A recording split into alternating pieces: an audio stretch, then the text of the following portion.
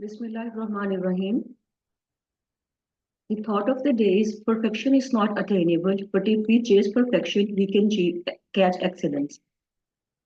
Assalamu alaikum. My name is Dr. Inshrah and I am a PGR of Community Medicine and Public Health at King Edward Medical University, Lahore. Today, the topic of my presentation is estimating risk. Is there an association? And I'll be presenting this topic under kind supervision of Professor Dr. Sairaj. Our learning outline will be introduction to risk, types of risks and their measures, case scenario for application, application of risk measures, recent updates, and then multiple choice questions.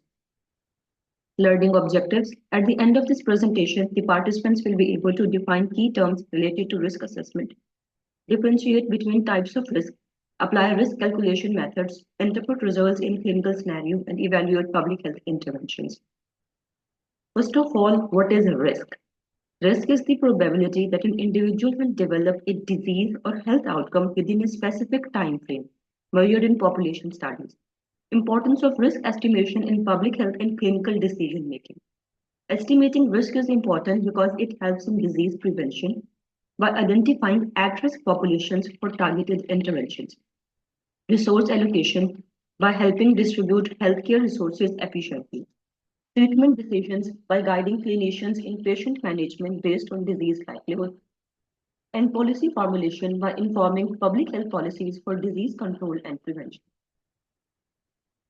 Types of risks. These are the different types of risk: absolute risk, relative risk, attributable risk, population attributable risk, and at the end we will discuss about odds ratio. Before we move forward, I would like to request all of you to kindly pay attention and concentrate on this topic because in this topic we will discuss about different types of risks based on their definitions, formulas, and calculations. So to make it a bit easy, what I did, I took an example. It is basically a clinical scenario and we will use this same scenario to different situations or calculations. In this presentation, we will explore the relationship between smoking and lung cancer through a clinical scenario involving two groups: smokers, that will be the exposed group, and non-smokers, that will be non-exposed group. This is the scenario. First, I will go through this slide and then I'll give you 30 seconds to go through it yourself. What you need to do is copy this table or at least remember the values that I have put star against. Imagine a cohort study conducted over 5 years involving 1,200 individuals aged 40 to 60 years in Lahore, Pakistan. The study aims to assess the incidence of lung cancer among smokers and non-smokers. We have two groups, this smoker and non-smoker, who developed lung cancer or didn't develop lung cancer. Here we have 120 individuals represented by A, who were smokers and who developed lung cancer. 680 individuals represented by B, who were smokers but didn't develop lung cancer. This is the total population of smokers represented by A and B. In the second group, we have 10 individuals represented by C, who were non-smokers and developed lung cancer. Then 390 individuals represented by D, who were non-smokers and didn't develop cancer. And this is the total population of non-smoker group 400 represented by C and D.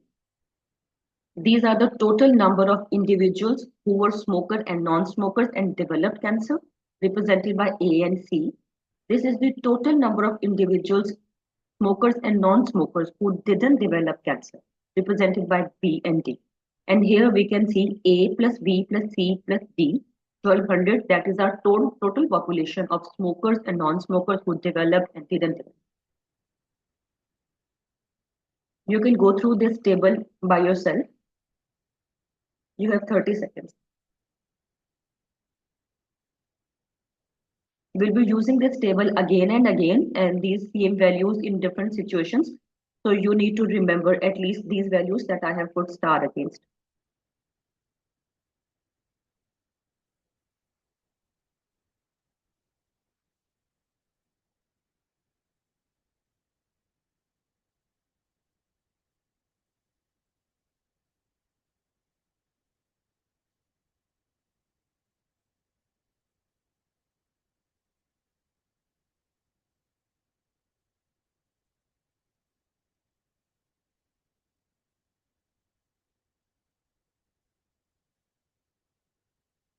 If you guys are done, I'll move forward. First of all, absolute risk. Absolute risk refers to the probability of an event occurring in a specific population over a defined time period. The incidence of a disease in a population is termed as absolute risk. This population may or may not be the one that is exposed. In other words, the population can be the exposed or unexposed group. This is the formula for absolute risk. We can see that we have calculated absolute risk for exposed and non-exposed separately. For the exposed group, the formula is number of events in the exposed group represented by A divided by total number of people in exposed group represented by A plus B.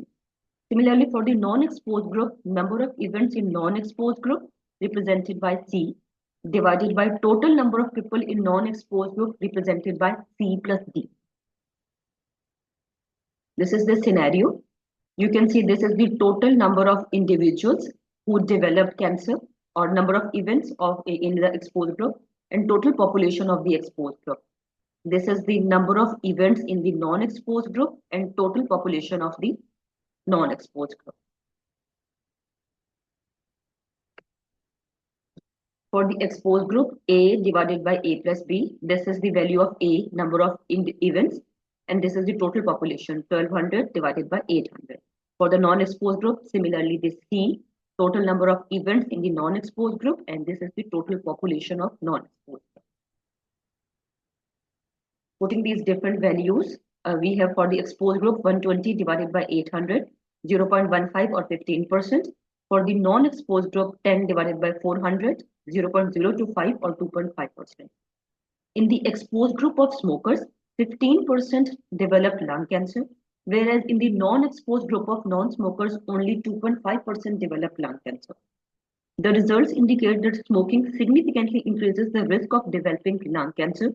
The absolute risk for smokers is much higher, 15%, compared to the non-smokers, 2.5%. This substantial difference highlights the potential harmful effects of smoking and underscores the importance of smoking cessation programs in reducing the incidence of lung cancer. Relative risk. Relative risk is the measure that compares the risk of a specific event occurring, such as developing lung cancer, in two different groups, exposed versus non-exposed. It quantifies how much more likely the event is to occur in the exposed group compared to the non-exposed group. Excessive risk of a disease can be assessed by comparing different risks among different groups. In the case control and cohort studies, we can assess if there is an increased risk of disease in those who have been exposed than those who have not. These studies are specially designed to know if there is an association between the exposure and the disease. It also tells that if an association exists, how strong is it. Estimation of relative risk is essential in determining that which group will be at higher risk after the exposure. Formula for relative risk is absolute risk of exposed divided by absolute risk of non-exposed, because we are comparing the risk between the two groups. The same scenario. As we have already calculated absolute risk of exposed A divided by A plus B, putting the different values, we have 0.15. Absolute risk for non-exposed C divided by C plus D, and we have this value. So relative risk, that was actually absolute risk divided by, absolute risk for exposed divided by absolute risk for non-exposed. You can put the values in the same way that you are given, either in this form or in this form. And after calculations, we get this value, 0.15 divided by 0.025, that were the values we already calculated. This is the relative risk. A relative risk of 6 means that smokers are 6 times more likely to develop lung cancer compared to non-smokers. The result indicates a strong association between smoking and lung cancer. A relative risk of 6 suggests that smoking significantly increases the likelihood of developing lung cancer. Relative risk of 1 is baseline. You can see if we move in this direction, there is increased risk. And if we move in this direction, there is decreased risk of the outcome to occur. If we have relative risk of 1.25, this means that 25% increase in risk. For 1.5, we have 50% increase in risk. For 1.75, 75% increase in risk. Similarly, for 2, We have 100% increase in risk or two times the risk, and then 1.25%, 150%, 175%, or 200% increase in risk. Here in this direction, a relative risk of 0.75, this means that 25% decrease in risk, for 0.5, 50% decrease, and for 0.25, 75% decrease in risk. Attributable risk. Attributable risk, also known as the risk difference, measures the excess risk of an event such as lung cancer in the exposed group that can be attributed to the exposure such as smoking itself. It is actually a difference of the incidence of a disease between the exposed and the non-exposed group. It quantifies how much of the risk in the exposed group is directly due to the exposure.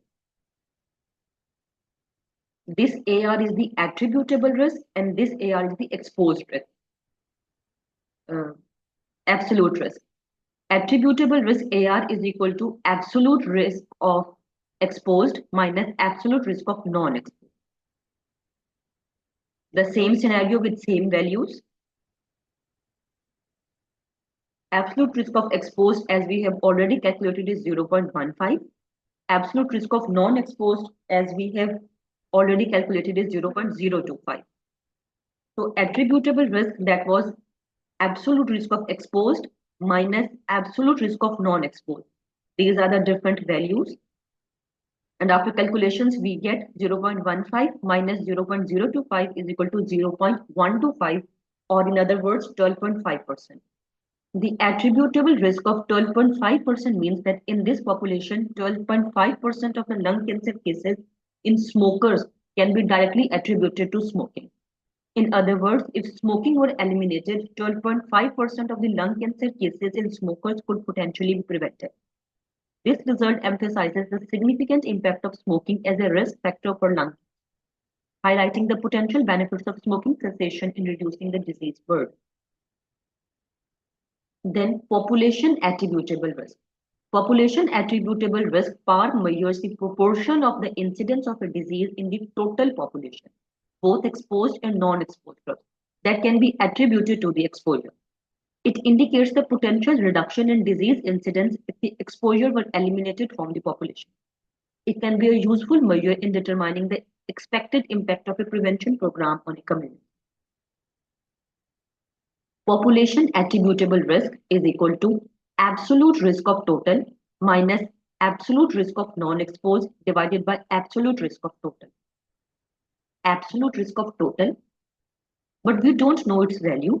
So this means first we need to find the value of this absolute risk of total. Its formula is A plus C divided by N, where A is the number of lung cancer cases in the exposed group, C is the number of lung cancer cases in the non-exposed group, and N is the total population.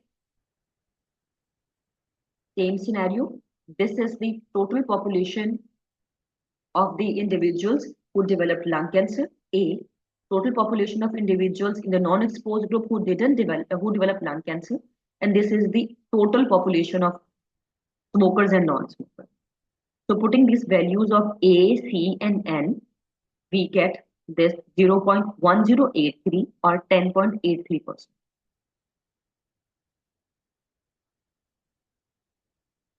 So putting all these values in this formula of population attributable risk, 0.1083, that is the total population, absolute risk of total, and this is the absolute risk of non-exposed that we have calculated multiple times till now, divided by again the same value, we get 0.769 or 76.9%.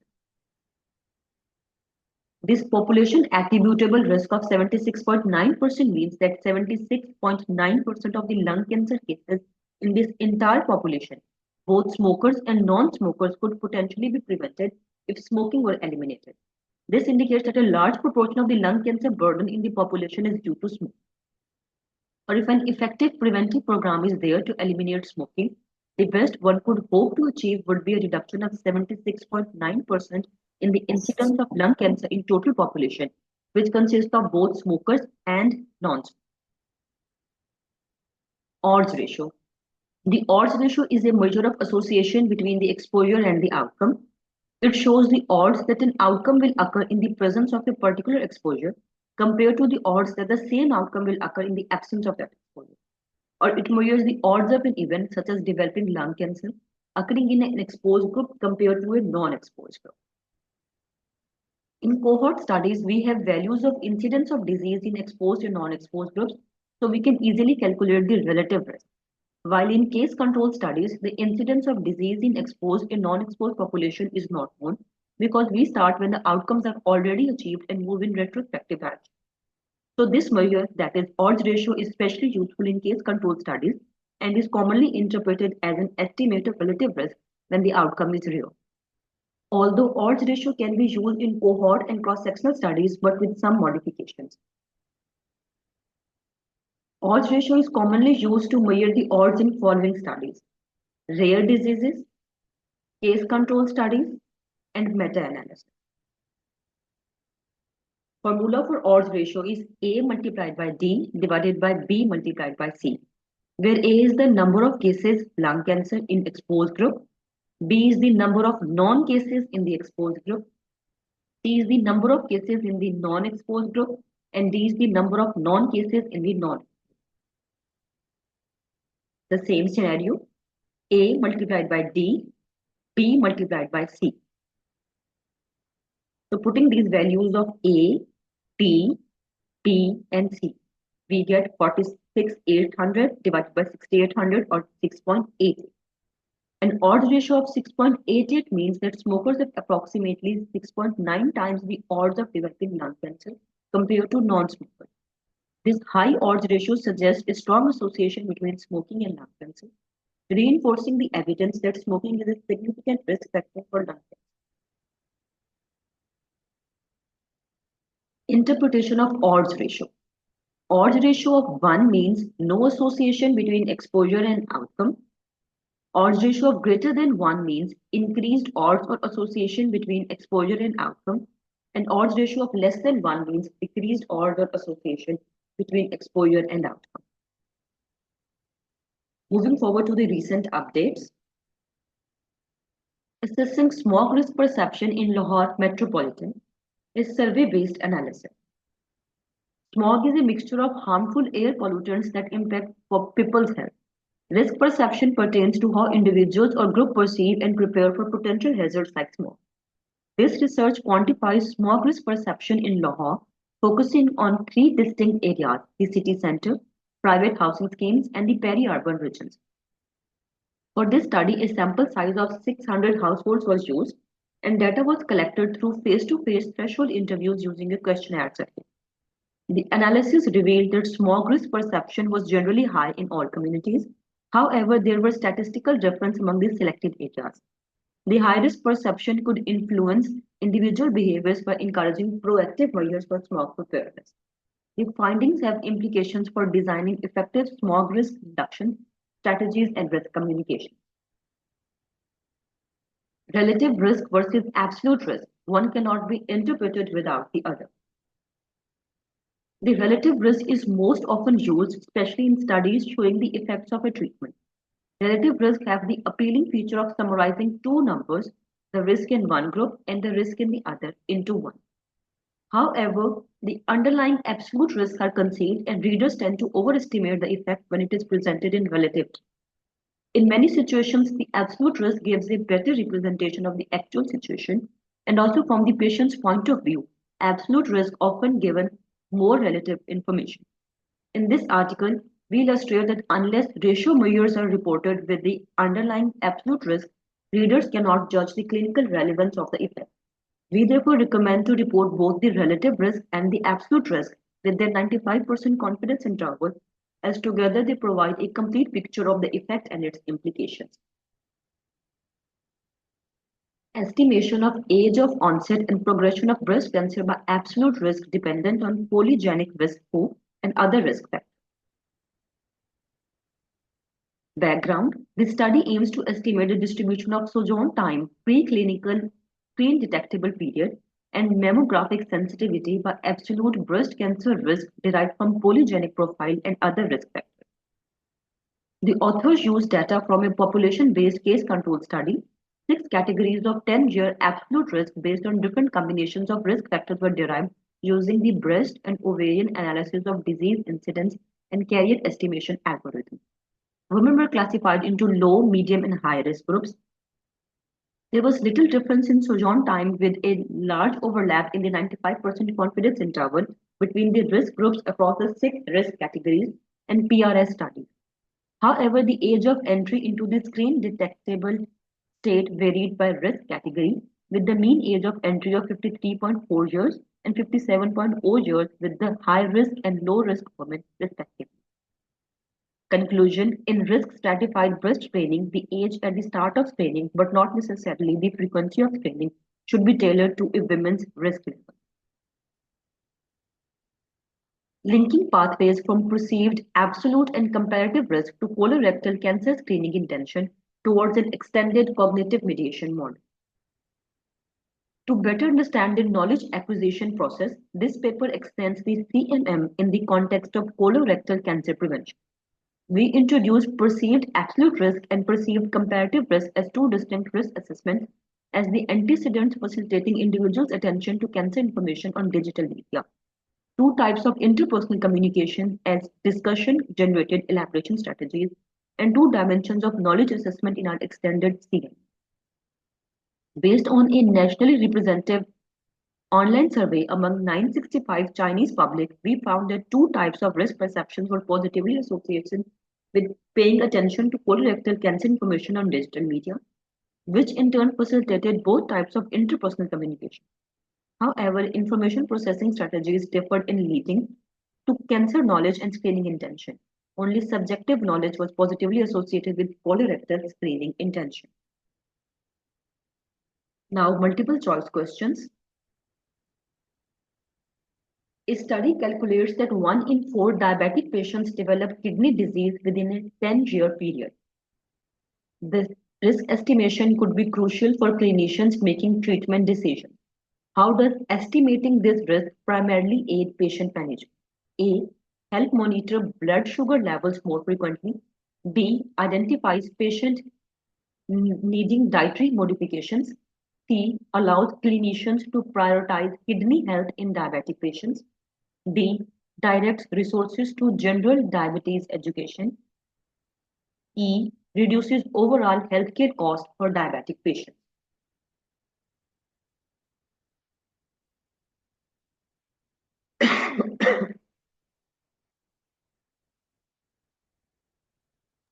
The C. correct answer.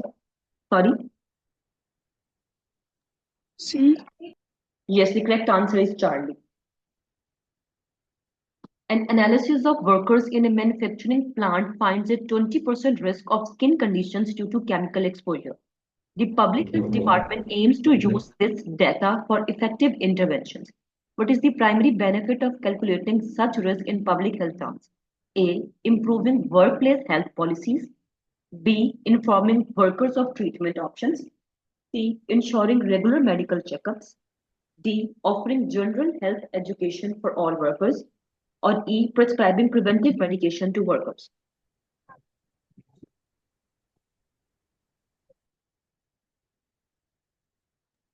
A. Yes, the correct B. answer is alpha. In a study on lung cancer risk among smokers, researchers calculate absolute risk as the incidence of lung cancer in smokers over 5 years. Which of the following statement best describes the importance of calculating absolute risk in this scenario? A. It measures average age of lung cancer onset in smokers. B. It helps determine the likelihood of lung cancer within the smoker population. C. It quantifies the total number of smokers in the population. D. It identifies genetic risk factors for lung cancer. Or E. It isolates lung cancer cases caused by secondhand smoke. B. Yes, the correct answer is beta. A cohort study investigates respiratory disease incidence among pesticide exposed and non-exposed farmers over a 5-year period. Out of 600 exposed farmers, 180 developed respiratory disease, while 30 out of 400 non-exposed farmers developed the disease. Based on this information, what is the absolute risk of respiratory disease in the exposed group? Here you have the formula.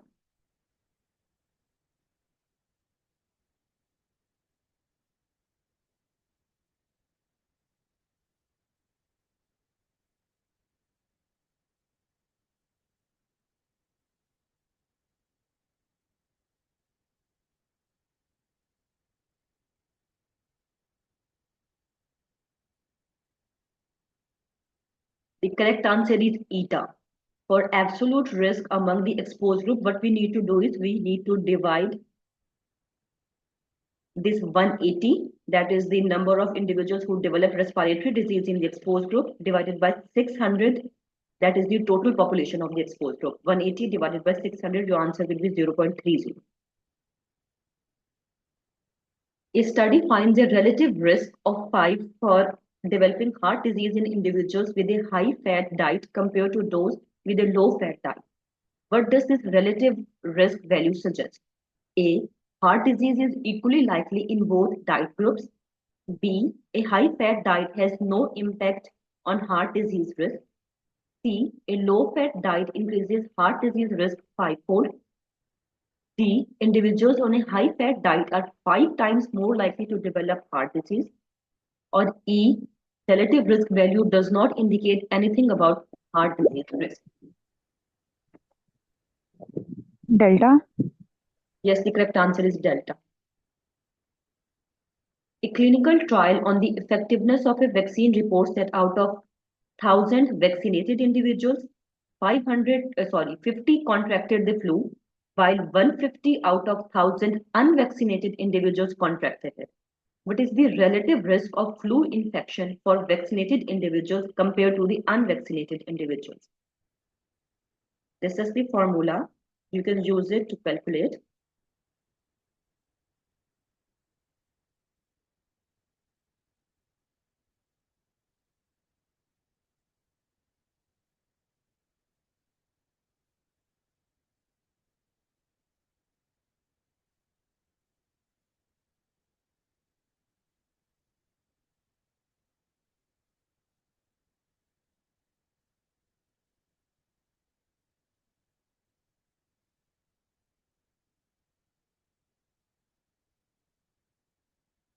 The correct answer is alpha.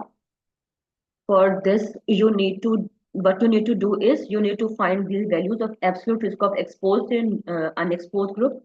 For exposed group, you will divide this 50 divided by 1,000. For unexposed group, you will divide this 150 divided by 1,000. And whatever value you get for this calculation will be divided by the value you get for this calculation. So your answer will be 0.3. Absolute risk, also known as the risk difference, measures the excess risk of an event in the exposed group that can be attributed to the exposure itself. Which of the following statements best describes the role of attributable risk in epidemiological studies? A. It is insignificant. B. It measures the relative risk of an event between exposed and non-exposed groups. C. It quantifies the proportion of the total risk in the exposed group that is due to the exposure itself. D. It calculates the percentage reduction in risk when an exposure is removed. E. It compares the incidence of disease between different populations without considering exposure state.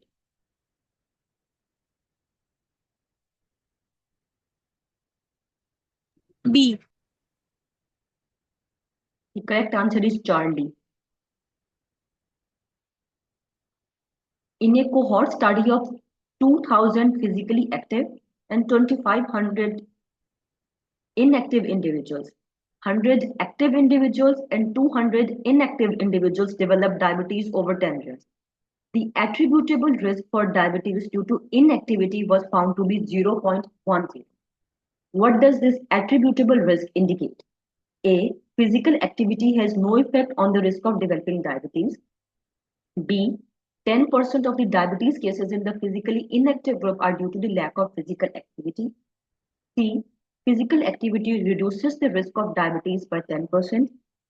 D. The incidence of diabetes is 10% higher in those who exercise regularly. Or E. 10% of the population's diabetes cases are unrelated to inactivity.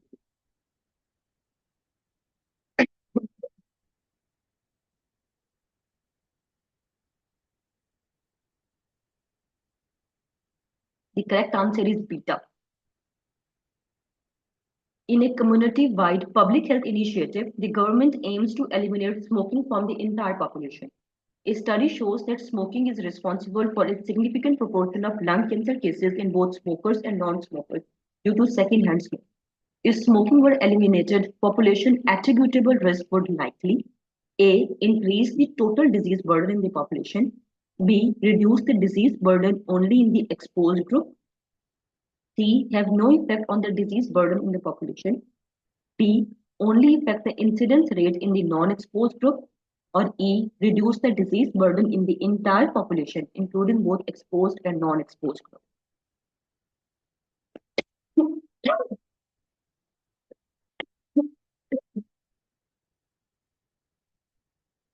The correct answer is ETA.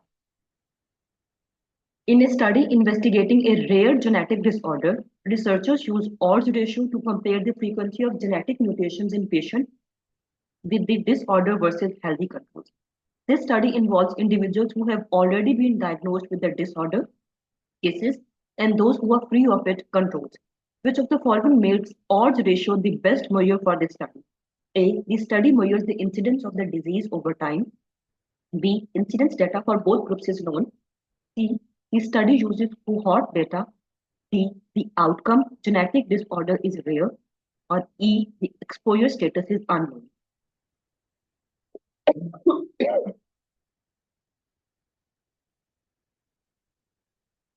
The correct answer is delta. This is the key to all MCQs. This is the link to our YouTube channel. And thank you for your attention.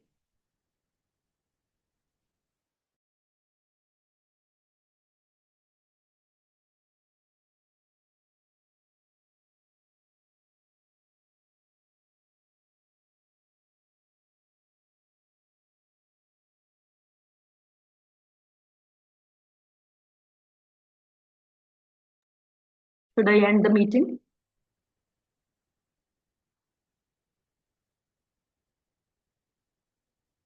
Any senior over there? Should I end the meeting?